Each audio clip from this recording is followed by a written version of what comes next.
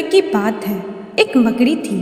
उसने रहने के लिए एक शानदार जाला बनाने का विचार किया और सोचा कि इस जाले में खूब कीड़े मक्खियाँ फंसेगी और मैं उसे आहार बनाऊंगी और मज़े से रहूंगी। उसने कमरे के एक कोने को पसंद किया और वहाँ जाला बुनना शुरू किया। कुछ देर बाद आधा जाला बुनकर तैयार हो गया। यह देख वह मकड़ी काफ़ी खुश हुई कि तभी अचानक उसकी नज़र एक बिल्ली पर पड़ी जो उसे देखकर हंस रही थी। मकड़ी को गुस्सा आ गया। वह बिल्ली से बोली, हंस क्यों रही हो? बिल्ली ने जवाब दिया, हंसू नहीं तो क्या करूं? यहाँ मक्खियाँ नहीं हैं। ये जगह तो बिल्कुल ही साफ सुथरी है। यहाँ कौन आएगा तेरे जाल में? मकड़ी ने बिल्ली की ये बात मान ली। उसने बिल्ली को अच्छी सलाह देने के लिए धन्यवाद दिया और जाला अधूरा छोड़कर दूसरी जगह की तलाश करने लगी। उसने इधर उधर देखा।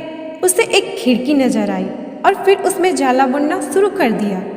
कुछ देर तक वह जाला बुनती रही कि तभी उसकी नज़र एक चिड़िया पे पड़ी जो उसका मजाक उड़ाते हुए बोली, अरे मकड़ी, तू भी कितनी बेवकूफ़ है। मकड़ी ने पूछा, क्यों? चिड़िया उसे समझाने लगी कि अरे यहाँ तो खिड़की से तेज हवा आती है। यहाँ तू तो अपने जाले के साथ उड़ ही जाएगी।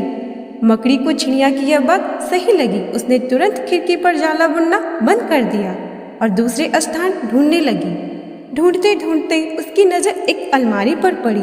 उस अलमारी का दरवाज़ा थोड़ा खुला हुआ था।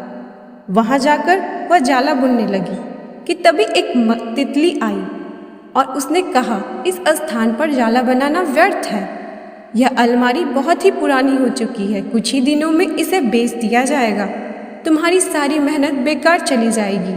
और मकड़ी ने तितली की बात मान ली और जाला बनाना बंद कर दिया। थक हार कर एक स्थान पर बैठ गई। वहीं एक चींटी मिली और बोली, मैं तुम्हें सुबह से देख रही हूँ कि तुम जाला बुनना शुरू करती हो और दूसरों के बातों में आकर उसे अधूरा छोड़ देती हो, जो तुम्हारे लिए अच्छा नहीं है। जो दूसरों की बातों में आता है उसका तुम्हारे जैसा ही हाल होता है। चींटी की बातें सुनकर मकड़ी को अपनी गलती का एहसास हो गया और वह पछताने लगी।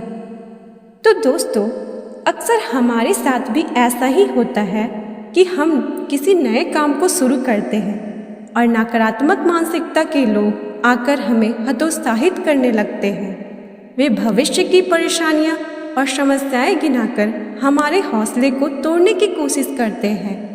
हम उनके बातों में आकर अपने उस काम को करना छोड़ देते हैं और बाद में पछताते रह जाते हैं। तो जब भी हम नया काम शुरू करें तो पूर्ण सोच विचार करके और आत्मविश्वास और दृढ़ निश्चय के साथ उस काम में जुट जाएं। काम अवश्य ही पूरा होगा।